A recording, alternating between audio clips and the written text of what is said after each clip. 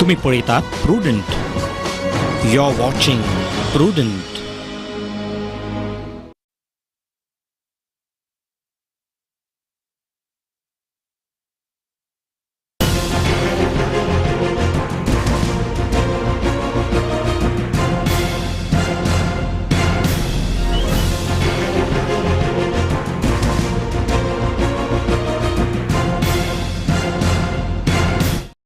This program is sponsored by Ajio Big Bold Sale. Download the app to wishlist now.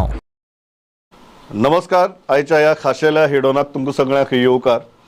आनी एक विशय असो हा, राजकीय वातावरण इतलें तापिल्लें आसा की आमचे बरोबर जे गेस्ट आसात स्टुडियो भितर अशें तांकां आयकुपाची पुराय गोंयाक उमळशीक आसतली. आमचे बरोबर आसात गोवा प्रदेश काँग्रेस कमिटी जे इलेक्शना खातीर तयार जातात, काँग्रेसीचे desk incharge Dinesh Gundu Rao. Dinesh ji, welcome to the studio, and let me start with a very simple question. You called Luizinho Faleiro's exit a blessing in disguise.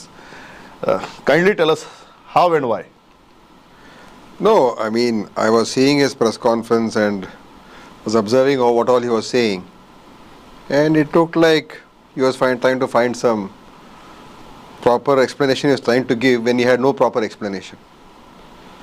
And when the Congress party has given Mr. Faleiro so many opportunities, so many seats of position. He has been Chief Minister, then he's been All India Congress General Secretary, in charge of Northeast. So he has enjoyed the maximum amount of support and opportunities from the Congress party. So in this late juncture, if he wants to create some situation for himself, I think it shows that his personality, it's a poor reflection of his personality. And I also told yesterday, even within the Congress, he was not involved in any agitations, not involved in any programs. He was a senior leader, but not visible when so many issues of the Goan people, of the Goan state was being taken up by the Congress party. He was not visible, he was not supportive. Even in the ZP elections, he could not get his own candidates elected. Being such a senior leader, that means he had lost touch with the people. So maybe for somebody else, it might make a good headline that former Chief Minister is leaving the Congress. But on the ground, in his own constituency, he himself had become very weak. That was the feedback even I had got. So we were looking at various options in his own constituency. But of course, he's a part of our family and we respect our leaders, and we were looking at, we were very hesitant of what to do in that particular constituency. Are you saying, sir, and this is very important, are you saying that internally, although you had not arrived at a decision, you are looking at replacing Luizinho Faleiro? I was looking at replacing, but the performance was poor. ZP elections was poor. Involvement in the agitations were poor. The party was worried about Navelin seat. Involved in the party work was very poor. At least in the last few years, I think you yourself know, people of Goa know. So that was a worrying thing for us. Of course, I'm not saying we want to deny him the seat, but it was worrying for us that constituency is not in control. So at some point of time, there was a thought process, there was contemplation that if the performance on the ground is so poor, the party may have to look at somebody else. See, of course, you have to bring in new faces. You have to always, there has to be a change. Younger generation has to be promoted, and people who have seen everything should make way for newer faces. So that thinking is always there in any political party. So that is just a thought process. But if people, why I said that was, they're making such a hue and cry about Mr. Luizinho Faleiro leaving and such a senior leader leaving the Congress. I don't think on the ground, in his own constituency, it's going to be a problem for us. Forget about, I'm not talking about rest of Goa or rest of his neighboring constituencies. Talking about Navelim itself, I think it's a blessing in disguise, and new people, new leadership will emerge there. That is what I feel. He called it a dignified silence for 3 years, 4 years, and suffering the humiliation. How do you react to that? I think the very concept of being silent is itself a wrong statement. Why should you be silent? You're in a party. You've held senior positions, you're a senior leader, Why should you maintain dignified silence? You have a problem, you should express it. It's not that nobody is going to listen and you should be involved. So, dignified silence is for what? So, if he was upset, if he was unhappy, then why show it now? He could have done it 2 years back.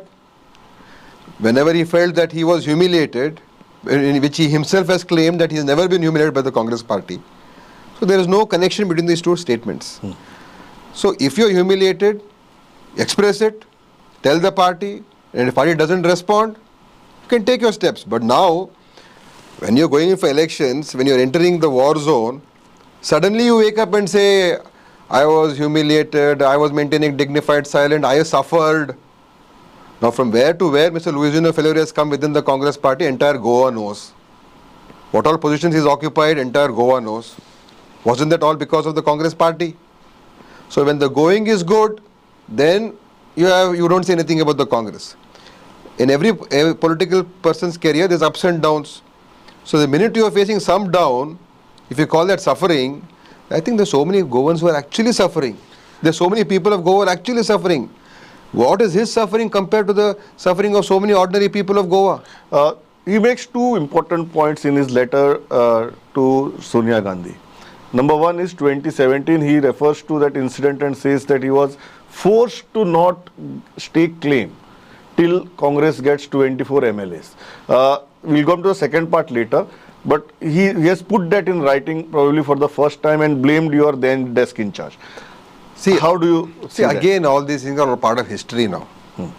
If you had got a full majority, 21 MLAs, Congress would have formed the government. We were also dependent upon outsiders. Not that we had full majority. So, and many of the tickets which we lost then were the recommendations of the same person. So, there is no point in trying to find reasons now. There is no point doing a blame game now. That is all past. Now we are at 4 years. The second incident he refers to is his removal. That the CLP said that they will form the government in 24 hours. See, political circumstances happen. Nobody is in position always. You become PCC president, you become CM, then you become ex-CM, you become ex-PCC, then he was All India Congress Committee General Secretary. Then he, I don't know for what reasons, but then he was removed from there. So, positions, nobody can occupy positions always, no. But he's been an MLA, he's always been given a ticket by the Congress party, they've never denied him a ticket and they've given him all opportunities. Nobody's career is, I've been MLA 5 times, I've been minister only once. That doesn't mean that I say, oh, Congress party didn't make me minister and all the other terms. So these are, see, you want to find excuses, you can find. Anybody can find. But there is no principles behind his excuses. That's why his press conference was filled with, he never came to the point because heart of heart he knows what the truth is. Heart of heart he knows that Congress has given him everything and today he is betraying the Congress. That is the actual truth. Are you hurt that a senior congressman like him has gone away? I am hurt at the fact that someone who has got so much from the Congress today has the, at this juncture especially, even if I told this 1 year back or 2 years back and said, I don't like what is happening in the Congress and I am going to leave the Congress, I would have appreciated that. Today is going with a personal agenda. There is a, I told yesterday also, there is a spin-off benefit for him. Trinamool Congress came, they are offering him something, he is getting something for himself. So instead of saying that I am going to Trinamool because I am getting something, he is creating one, fabricating one nice story, one nice for the people of Goa, for my Goa. What happened to my Goa for 6 months ago? What happened to my Goa 1 year ago? What happened to my Goa 2 years ago? So these are all, he's creating a story where actually he is going for his personal gain. How significant is the damage to the Congress party with his exit? I told you it's a blessing in disguise. Okay. So you are saying there is no damage? I think Congress party has got enough people there in that constituency to see that we get re-elected in that constituency, and it gives opportunity for newer people. We want fresh blood, we want new blood, and sometimes these senior people, when they don't vacate their seats, I think this forceful kind of vacation is helping us to give new opportunities to new people. Are you surprised with Trinamool Congress entry at this point of time? Because still a month ago, there was no Trinamool Congress. From last maybe 8 to 10 days, suddenly there is Trinamool here, there is IPAC here, and they are breaking Congress. So are you surprised? See, I don't know what their intentions are. Trinamool Congress is a respectable party. It is doing well in West Bengal. I appreciate that. But what is the meaning of Trinamool itself? Trinamool means from the root, from the grassroots. So you build the party from the grassroots. That is Trinamool. So where is the Trinamool in Goa? Where is the grass? Have they planted the grass here? Have they cultivated the grass here? Is it a grassroots? This should not have been an approach for a party like Trinamool Congress. This is the Amit Shah model, the Modi model of coming in chartered aircrafts, offering money to everybody. Come join our party, we will fund your election, we will take care of you. This is the Amit Shah Modi model, which is destroying democracy in the country, which Trinamool Congress is supposed to be fighting. Because they went to Bengal and did the same thing to Trinamool. Took away their ministers, took away their MLAs, took away their MPs. Now, instead of Trinamool Congress being an example of anti-BJP and anti this policy of BJP, they're adopting that scheme. I am surprised. Where is the grassroots? Trinamool means grassroots. Where is the grassroots? You are trying to directly pluck the fruit without developing the party at the local level. If Trinamool had come 1 year, 2 years ago, 3 years ago, fine. I can understand. Every political party has got a right. That is democracy. Now, already in Goa there are multiple parties. NCP, MGP, then Goa Forward, AAP, Congress, and Goencho Awaz and other parties. So many parties are there. So there is no dearth of parties in Goa. So if you wanted to build a party here, you should have come earlier. They came, contested 5 years ago, then they disappeared. 5 years ago, I think Mr. Wilfred D'Souza, who was a much more taller leader than Mr. Luizinho Faleiro, he was in Trinamool. And what happened then? So, Do you doubt their intentions? I very much doubt their intentions. This is not this is not a fight against BJP. I'm sorry. If that is the case, it should have been a different approach. Till now, they have not even expressed their approach. Their leaders are meeting all political party leaders. IPAC comes, then Mr. Derek O'Brien comes, then they are doing all kinds of things, going to everyone, meeting them. Come, we will take you to Goa. Some people have got boarding passes. Say, hey, tomorrow a chartered flight is ready, let us go. People have been given boarding passes for flight. Why are they funding them? Why are they giving them air tickets? Why are they saying we will fund your elections? So, this is anti what Mamta wants to do. And it is going to create more confusion. I think they have come here to create more confusion and to weaken the forces against BJP. Which I think is very, very sad that she is doing this, which I didn't expect a person of Mamta Banerjee's stature to be indulging in Amit Shah kind of politics. Coming to the Congress, Luizinho Faleiro going, 10 MLAs going, before that 2 MLAs going, and before that Vishwajit Rane going. Do you think this has panned out very, very poorly for Congress over last 4.5 years? I would say it is definitely a big setback for our party. When our MLAs have gone just for personal gain, they've gone. And it is a setback. I don't deny that. But we have very clearly said, none of them will be touched. Long back we said, none of those defectors who left us will get re-entry into the Congress. Till today we have not spoken to a single person. Our doors are shut for them forever. Whether it is Babush Monserrat, whether it is anybody XYZ, ABC, nobody is going to be entertained. We will get new people. But don't you think Congress also shares the blame that you are unable to keep your flock together? See, when someone comes and uses all kinds of illegal means, see, first of all, when the government was formed, they formed it in a way which it should have been a Congress government because the will of the people was against that government. Then after that, they've used their money power. They've used all IT, ED. You know how BJP, you see everywhere what they did, tried to do in Rajasthan, what they did in Madhya Pradesh, what they've done in northeastern states, what they've done in Karnataka, what they do in so many, to Trinamool in West Bengal. What do? They use all the agencies, they threaten, they blackmail, they offer them ministries. They want to be in power at any cost. See, I'm not saying even before there used to be no defections. There used to be Goa has seen so many defections, but that was done more on situations happening, emerging, not being compelled, not being Not forced, manufacturing not situations. manufacturing situations. Today, BJP manufactures situations, and they use the might of the government and the departments to ensure that it happens. But don't you think it is a failure of the Congress party also to keep its It flock is a together? learning because this is a subversion of democracy. For BJP, they want to finish off the Congress in India, because they know that if Congress is finished in India, then there is no political party which they can take across all India. Each one is a regional party. So their game plan is somehow destroy, finish the Congress. For that they use every unethical means, which is never done. We had Vajpayee as the Prime Minister. We never saw this kind of BJP then. This BJP is not the Vajpayee's BJP. This is a unprincipled, corrupt, unethical BJP which wants to control the entire country, dominate the entire country, and to convert from a democracy into a more of an authoritarian state where people are scared of them. So many people are scared to talk today because the minute you talk, there will be an IT notice. So this is the fight that is going on. And who's the biggest voice against this fight?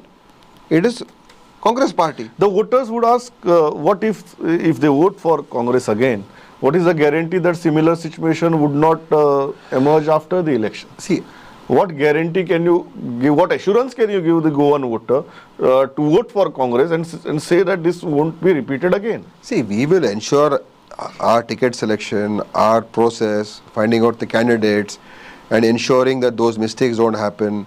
And we will also ensure that the candidates are accountable to the decisions that we are taking, and they also tell the people before they even become candidates that we will ensure that we will not do these things, make them accountable to the people. Our candidates should become accountable to the people. Because ultimately they betray the people. More than betraying the Congress, they have betrayed the voter. Because the voter has trusted them that they will do this. So these are the biggest betrayal that they have committed. So that will not be repeated this time. And these kind of people, we will not entertain. Yeah. You spoke about the fragmented anti-BJP space at the moment. There are many parties who are approaching Congress for alliance. What is the thought process within the party right now? Because in this already existing fragmented space, do you think going ahead saying that Ekla Chalo Re is a very rational, No, I have never said prudent Ekla idea? Chalo Re. We have only said that we are preparing in all the 40 constituencies. So our blocks, committees, we are touring, and again from 9th onwards, 9th, 10th, 11th, 12th, 13th, 4-5 days we are going across to each and every constituency. Chidambaram ji, myself, our voters, our workers, our blocks, we were discussing all that. So that will continue. Regarding alliances and like-minded people, that we have also had a discussion with Rahul Gandhi ji also and our Congress senior leaders in Delhi, and we will be discussing with the like-minded people. What is the thought process at So the moment? we'll be talking with the like-minded people. We'll be discussing with them and see that if we can evolve some sort of a common ground where we can all come together to see that BJP can be So the defeated. party is open for alliance. We are open for, definitely. We are open for, we will discuss with like-minded parties and like-minded people. Two of the parties that are in talks or they are very interested in tying up with is Goa Forward and NCP. How do you look at both these parties? See, I would say that we will talk to all these parties, whether it is NCP, whether it is MGP, and whether it's Goa Forward, whether it's Goan Choavas, whether it, all these whom we feel like can be a thing, but ultimately what is going to happen I cannot say. But definitely we'll have discussions with all of them and we'll see where it goes. What is the party's thought process right now? How many seats party is actually in a position to contest as of today?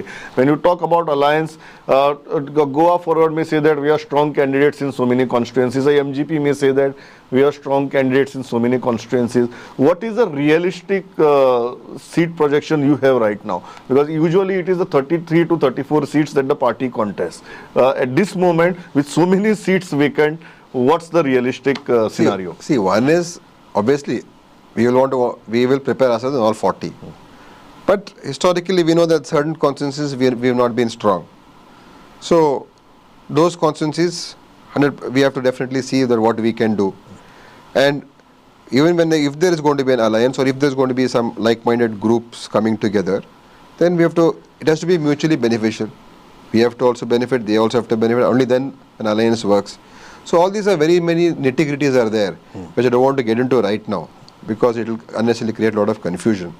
But ultimately it should be that it helps us and the entire group to win. That should be the benefit of the alliance. And see that this government, the focus today is what? Focus is the total collapse of administration in Goa, the total failure of BJP. That is the issue. Not who we align with, not what Trinamool. That is the one issue. But the biggest issue actually is how Goa has been, this 5 years of this BJP government, Mr. Sawant's government has, and including the national BJP, has really destroyed India's economy, destroyed livelihoods, destroyed jobs, and today the projects that they're talking about. But don't you think an anti-BJP vote share, which is a sizable vote share as of today because of all the factors that you are mentioning, isn't in a position to gravitate towards any one option because you guys are so fragmented? That is Congress is the only, the main party, the party which can form a majority, give a government on its own. Let's forget about alliances for that matter. Last time also, we didn't have any alliance. We got 17.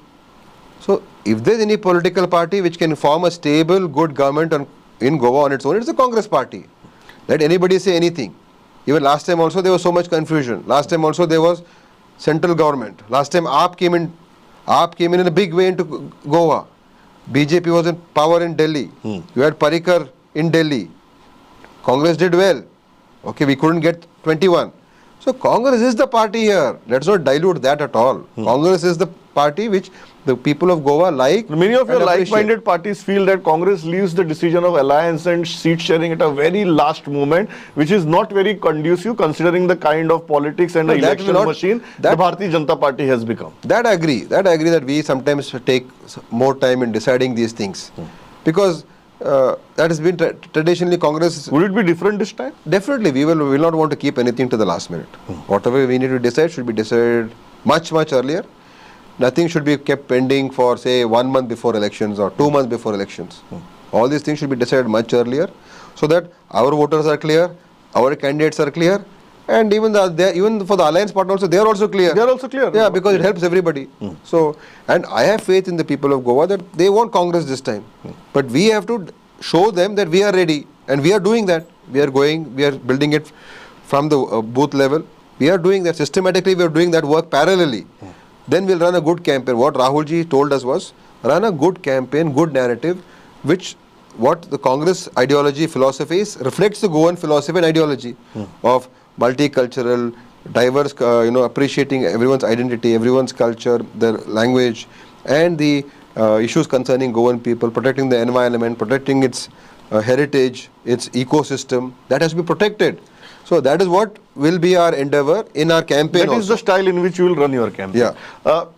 BJP has somehow converted our elections into a clash of personalities. They are now declaring Pramod Sawant as their chief ministerial candidate.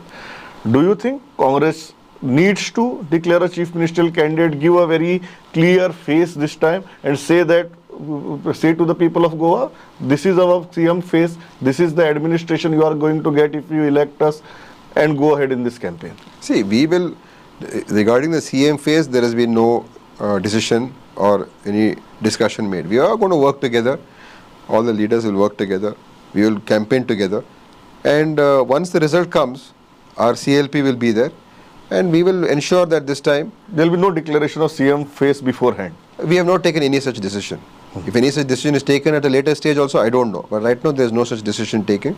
But we are all going together, and it will be a joint effort in the campaign. So why I asked that question in my final question is last time everybody says that Congress could not decide who the leader should be in the CLP, and that led to the delay. So is it better to make this thing? And right now I believe that with the exit of Luizinho Faleiro and all, your options are limited and clear enough to make those declarations. I don't want to say anything, but see, don't keep on saying last time, because last time we didn't get a majority.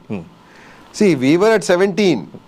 But you could not decide about your CM candidate also. No. See, CM candidate also is dependent upon our allies supporting us, whom they want. See, and it was just one night. It's not that we delayed. It doesn't matter one day. Don't you think now If you're no, I would in the present scenario, it's a much easier alternative, easier option which See, Congress this time there shall be no confusion. We are well prepared. We understand what happened last time. There will be no room for any such complacency. And even in our campaign also, we'll make sure that people of Goa will understand that this time Congress will not allow what happened last time to repeat. My simple expectation is there would be clarity. I think there will be clarity, and I think we will run the campaign in a way where there is clarity for people. Dineshjit, I know it's a very hot political atmosphere all around. Still, you took out time. I think see, politics is such, and today's politics is become even more hotter. But I think somehow I have faith in the Goan people. I think Goa understands politics better. We have seen so many people. Like last time, he said, "AAP is coming, AAP is coming, AAP is coming," because Kejriwal was like he had defeated BJP in Delhi. Same thing now they're saying Mamta has defeated BJP in Punjab, in West Bengal. But ultimately, the people of Goa understand what the Goans need, and I think I have faith in that. So that faith and the people of Goa keeps me going and makes me feel vibrant and happy. Dineshji, in spite of this hot political drama, you accepted our invitation, came here, gave this interview, a very frank interview. Pleasure talking to you. Thank you, Pramodji. Thank you. This program was sponsored by Ajio Big Bold Sale. Download the app to wishlist now.